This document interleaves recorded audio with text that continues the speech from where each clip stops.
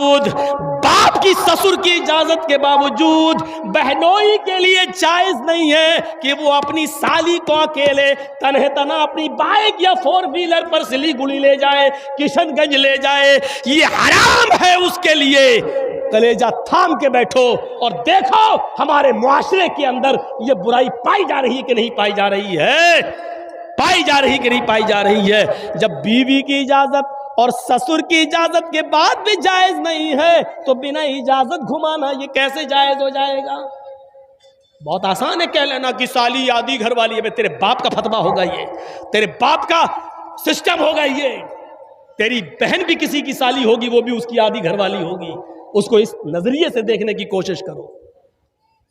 इस्लाम के अंदर साली को भी बहनोई से पर्दा करना पड़ेगा, इसलिए कि बीवी के इंतकाल के बाद या बीवी की तलाक के बाद साली के साथ निकाह जायज हो जाता है, और जिसके साथ निकाह जायज हो उससे पर्दा जरूरी है। जहां यह मसला साली के साथ है वहीं यह मसला भाभी के ऊपर भी लागू होता है। सुन लो, हमारी भाभी अपने शौहर के साथ खाना खा रही है, या जर्जीत साहब खाना खा रहे हैं और जर्जीत साहब के भाई की बीवी यानी भाभी हमारे रूम में आ जाती है और हमारा भाई भी वहीं बैठकर मेरे साथ खाना खा रहा है, और भाई ने कह दिया अपनी बीवी से आओ आओ तुम भी खाना खा लो, कोई बात नहीं देवर है तुम्हारे, बैठो। भाई की परमिशन के बावजूद, शौहर की इजाजत के बावजूद भाभी के लिए देवर के साथ खाना खाना जायज नहीं है। भाई की परमिशन के बावजूद भाभी को अकेले बाइक पे बिठा के किशनगंज और दार्जिलिंग ले जाना, सिलीगुड़ी ले जाना जायज नहीं है। दलील ये अराइतल हमवा या रसूल अल्लाह। एक औरत ने सवाल किया, अय अल्लाह के नबी क्या मैं देवर से भी पर्दा करूं? देवर हमारे घर में रहता है, ज्वाइंट फैमिली है, आना जाना लगा रहता है, क्या मैं देवर से भी पर्दा करूं? तो अल्लाह के नबी ने फरमाया, हाँ, मोहल्ले के दूसरे लोगों से कभी कभी बेपर्दगी हो जाए चलेगा, मोहल्ले के दूसरे लोगों के सामने कभी चेहरा खुल जाए चलेगा, अलहमुल मौत। लेकिन देवर से हर हाल में पर्दा करना है, क्योंकि देवर तो मौत है भाभी के लिए। ये जबान हमारी नहीं है, हमारी जबान जरूर है, लेकिन अल्फाज मोहम्मदुर रसूलुल्लाह के, हदीस जनाब मोहम्मदुर रसूलुल्लाह सल्लल्लाहु अलैहि वसल्लम की है, अलहमुल मौत, देवर भाभी के लिए मौत है। अब अंदाजा लगाओ, जो मौत हो वो मौत कैसे भाभी को लेके जा सकता है अपने घर से बाहर? साहब मेरे भाई ने इजाजत दे दी, यहां भाई की इजाजत नहीं चलेगी, यहां शरीयत का हुक्म चलेगा, शरीयत का हुक्म। हम इन चीजों पर गौर करें, सोचें, क्या इस्लाम के साथ हमारा ताल्लुक यह है? या अय्युहल्लज़ीना आमनु उदखुलू फिस्सिल्मि काफ़ा, ईमानो वालो तुम इस्लाम के अंदर पूरे के पूरे दाखिल हो जाओ। बच्चों के साथ हमारा ताल्लुक क्या है?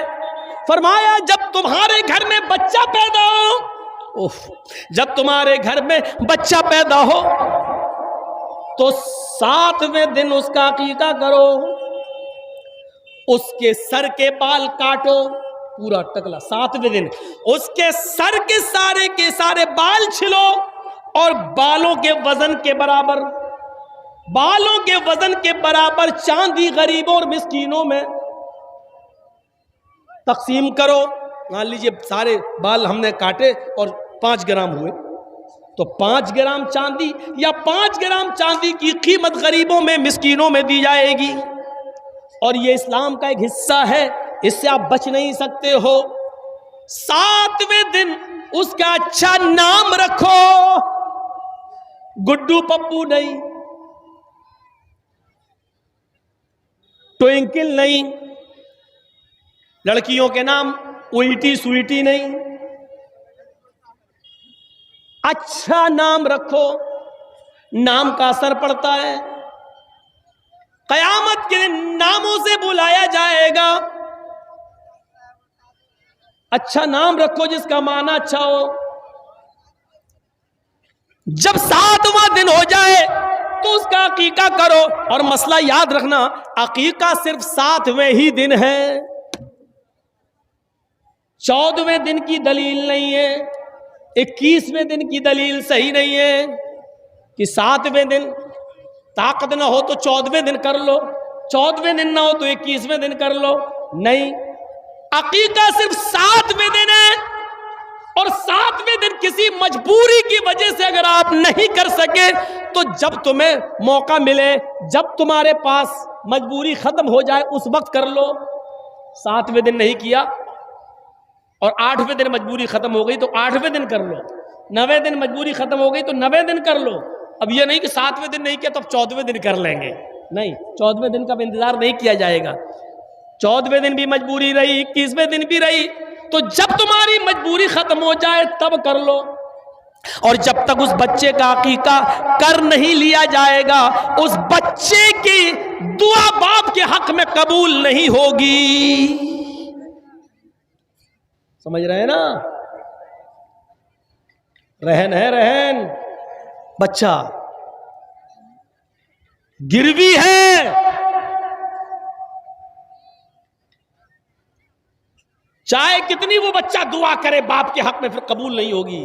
अगर अमदन कसदन जानबूझकर इस्तिताअत के बावजूद आपने उसका अकीका नहीं किया तो ये बाप के ऊपर एक कर्ज है, जब तक वो इसको अदा नहीं करेगा। हाँ, बच्चा 20 साल का हो गया, अब मजबूरी खत्म हुई है तो अब कर दो। बाप 20 साल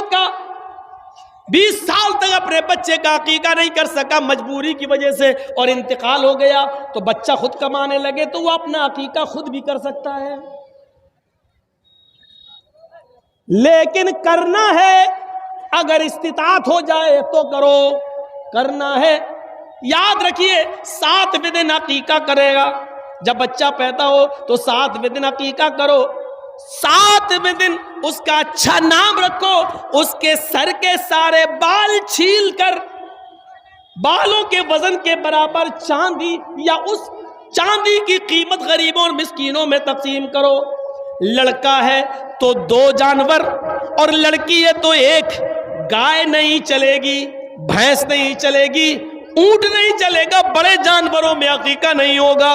अकीके के लिए भेड़ बकरी चाहिए, दुब्बा, इन्हीं जानवरों में अकीका होगा। लड़का है तो 2 और लड़की है तो 1। हाँ, अगर आपके पास मजबूरी है और लड़का पैदा हुआ है लेकिन 2 जानवर की कीमत नहीं है, 2 जानवर की इस्तिताअत नहीं है, 1 जानवर आप कर सकते हैं। अगर इस्तिताअत नहीं है तो 1 जानवर भी किया जा सकता है। इस्लाम में आसानी है, सख्ती नहीं है। अगर 2 लड़का है और हम गरीब हैं, 2 जानवरों की कीमत नहीं है मेरे पास लेकिन 1 की इस्तिताअत है, तो यहां इजाजत है शरीयत की तरफ से, तो तुम 1 ही कर दो, क्योंकि अल्लाह रब्बुल आलमीन किसी पर उसकी बोझ से ज्यादा, उसकी हैसियत से ज्यादा उस पर बोझ नहीं डालता है। लड़की है तो 1 है ही। मेरे भाइयों, फिर हुक्म होता है जब तुम्हारा बच्चा जबान चलाने लगे, कुछ थोड़ा थोड़ा बोलने लगे, तो सबसे पहले उसकी जबान से अल्लाह अल्लाह निकलवाओ। 6-7 महीने के बाद बच्चे थोड़ा थोड़ा बोलने लगते हैं, तो उसकी जबान से अल्लाह अल्लाह अल्लाह निकलवाओ। और जब बच्चे की जबान थोड़ी सही हो जाए तो उसको ला इलाहा इल्लल्लाह सिखाओ, उसको ला इलाहा इल्लल्लाह सिखाओ। हम क्या सिखा रहे हैं? 4 साल का हो गया, हैप्पी बर्थडे टू यू। कितना गधा है ये बाप, और मैं गधा कह दिया हूं। जिसको बुरा लगता लगता रहे, जिसको मिर्ची लग रही लगती रहे। अब बताइए, गधे में अकल नहीं होती है? गधे में अकल होती है कहीं? हॉर्न बजाओ तो गधा वहीं आएगा जहां गाड़ी घूम रही है, टी टी और आएगा गाड़ी के पास। उसमें अकल नहीं है। ये बताओ, आपका बच्चा 5 साल का हो गया, आप उसका बर्थडे बना, हैप्पी बर्थडे टू यू। तेरा बच्चा अल्लाह की तरफ से 80 साल की उम्र लेके आया था, 5 साल उसकी